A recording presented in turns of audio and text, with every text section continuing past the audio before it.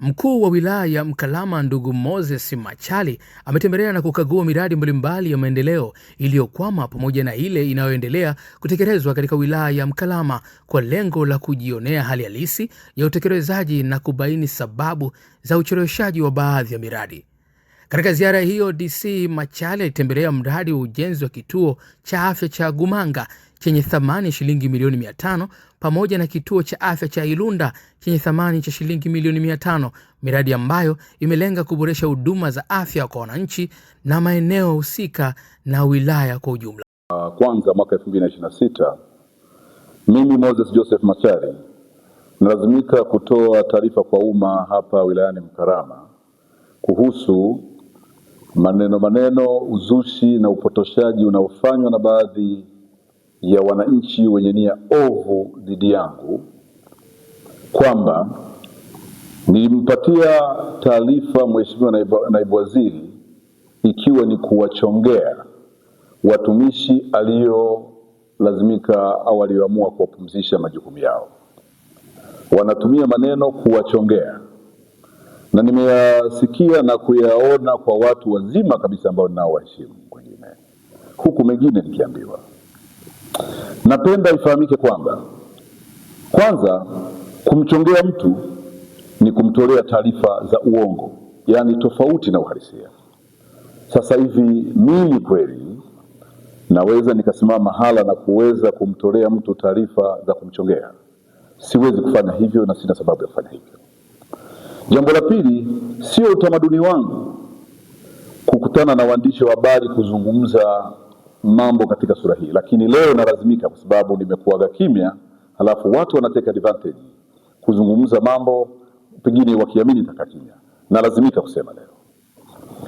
Moja, ifahamike kwamba tarehe 4 ya mwezi wa kwanza mwaka huu 2026, Mheshimiwa Reuben Kwagirwa, mbunge, naibu waziri wa nchi ofisi ya waziri mkuu, tawala za mikoa na serikali za mitaa, alifanya ziara katika wilaya hii na ambapo alikagua miradi, na kabla ya kukagua miradi nilimsomea taarifa kuhusiana na hali ya wilaya na kumweleza baadhi ya changamoto zilizopo katika halmashauri yetu.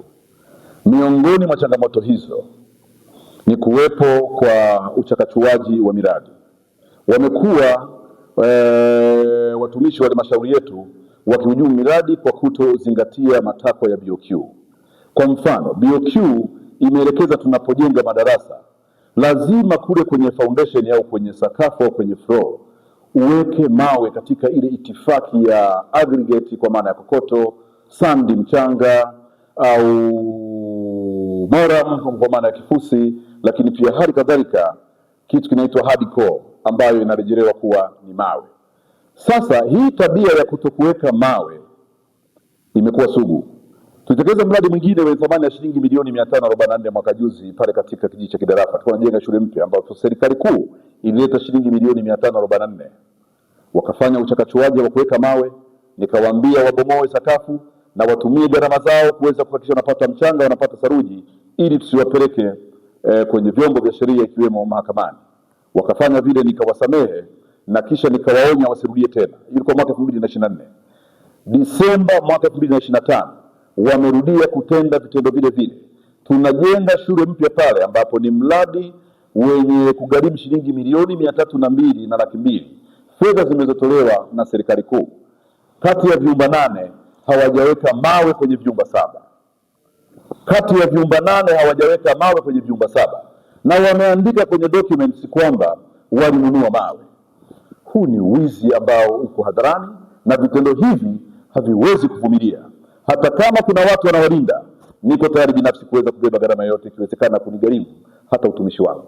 Lakini nitasema kweli daima na kuhakikisha vitendo hivi vinakoma. Kama hiyo haitoshi, halmashauri hii imekuwa na tatizo au na tabia hata ya kutokamilisha miradi pale inapopewa fedha na serikali kuu. Kwa muda mrefu sana toka nilipohamia katika wilaya hii, nilifika hapa tarehe 4 ya mwezi wa pili mwaka 2023. Nimekuta miradi mbalimbali ikiwa inatekelezwa haikamiliki. Kwa mfano, mwaka wa fedha 2021-2022 serikali kuu chini ya Rais Dr. Samia kwa mapenzi na wananchi wake ilitoa fedha kiasi cha shilingi milioni 500 ili kujenga kituo cha afya pale Gumanga. kituo hicho hakijakamilika mpaka leo, toka mwaka wa fedha 2021 2022. Wamekamilisha baadhi ya majengo, lakini jengo la OPD mtu yeyote atoke na aje aende akaangalie, halijakamilika, limeishia kwenye kupauliwa. Milioni 500 zimekatika, wakati maeneo mengine nchini wanakamilisha vituo kwa pesa hizo. Pili, pale katika kijiji cha Irunda, katika kata ya Irunda wilayani hapa Mkalama, pia serikali ilipatia halmashauri yetu kiasi cha shilingi milioni 500 kwa ajili ya kujenga kituo cha afya, nacho hakijakamilika. Watazamaji watazame picha hizo. Milioni 500 imekatika, kituo hakijakamilika. Na hata aliyekuwa mkuu wa mkoa wa Singida wakati huo mwaka 2023, Mheshimiwa Peter Joseph Serukamba, aliwahi kufanya ziara akaelekeza halmashauri kamilishe kituo hicho, hakijakamilishwa. Hatima ya mradi huu na miradi hiyo mingine haifahamiki. Kama hiyo haitoshi, pia mwaka huo wa fedha 2021/22 serikali kuu ilitoa fedha kwa ajili ya kujenga wodi 3 kwenye hospitali ya wilaya: wodi ya kina baba wanaume, wodi ya kina mama na wodi ya watoto. Pia ilitoa milioni 500. Mradi ule nao haukamilika. Majengo yale yalikaa kwa muda mrefu mpaka halmashauri wakaomba tena pesa serikali kuu. Serikali kuu ikaongeza, mbali na hiyo shilingi milioni 500, ikaongeza tena milioni zaidi ya 123, ndipo majengo hayo yamekamilishwa mwaka jana 2025 na mwenge ukazindua. Kama hiyo haitoshi, kuna mradi wa ujenzi wa shule mpya pale katika eneo linaloitwa Kisubiu. Kuna shule ya sekondari Kisubiu katika kata ya Ibuguno. Serikali kuu ilitoa pia milioni 470 kwa ajili ya kujenga shule mpya ya Kisubiu. Shule ile ukienda utasikitika, maabara zote hazijakamilika, nyingine hata hazijapigwa plasta. Maktaba imepigwa rangi, majengo yale yamejawa na buibui, ndio yametanda pale, rangi inakauka, fisher boards zinatoka. Haifahamiki hatima ya majengo haya. Milioni 470 zimetoweka pia katika eneo hilo. Kama hiyo haitoshi, pale katika kijiji cha Msingi, shule ya msingi Darajani, serikali ilitoa milioni 125 kujenga bweni, haukukamilisha. Pia ikabidi mkurugenzi akatumia pia mapato ya ndani kuongeza kuweza kukamilisha bweni hilo. Ilikuwa ni mwaka wa fedha 2022/2023. Bweni hilo nalo wakasema limekamilika, mwenge ukapelekwa pale, ukataa kulizindua mwaka 2024 kwa sababu ya changamoto zilizobainika. Kama hiyo haitoshi, ni kwamba kulikuwa kuna zahanati katika kijiji cha Kenke pia ambako walipewa kiasi cha shilingi milioni 50 kukamilisha maboma. Maboma yalikuwa yamekamilika ili zahanati iweze kukamilishwa na hatimaye kuweza kutoa huduma. Hawakukamilisha pia, mpaka ikabidi watumie tena mapato ya ndani kuweza kukamilisha zahanati hiyo. Zahanati pia ya kijiji cha Mnung'una katika kata ya Matongo, serikali kuu ilitoa pia milioni 50 kukamilisha boma lililokuwa pale. Zahanati hiyo haikukamilika pia kwa hizo milioni 50, ikabidi tena waongeze pesa za mapato ya ndani. Haya yote yanafanyika maeneo mengine nchini wanakamilisha. Nina uzoefu, nimekuwa mkuu wa wilaya katika maeneo tofauti, lakini nimewahi kuwa mbunge wa Bunge la Jamhuri ya Muungano wa Tanzania na kuweza kusevu kwenye kamati zifuatazo: kamati ya Bunge ya miundombinu, lakini pia nimewahi kusevu kwenye kamati ya Bunge iliyokuwa inashughulikia mamlaka ya serikali za mitaa. Ninaelewa, nimezunguka kwenye nchi kuweza kukagua shughuli mbalimbali za serikali na za kibunge.